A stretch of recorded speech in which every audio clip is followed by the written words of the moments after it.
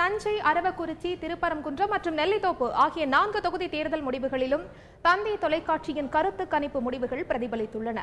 4 தொகுதிகளிலும் வாக்குப்பதிவிற்கு முன்பே மக்களின் மனநிலையை கேட்டறிந்து கிறிஷ் இன்ஃபோ மீடியா நிறுவனத்துடன் இணைந்து தந்தை தொலைக்காட்சி கருத்து கணிப்பை நடத்தியது. அதன் முடிவுகள் கடந்த வாரத்தில் தந்தை தொலைக்காட்சியில் ஒளிபரப்பான மக்கள் யார் பக்கம் நிகழ்ச்சியில் வெளியானது. அவற்றை தற்போது பார்ப்போம்.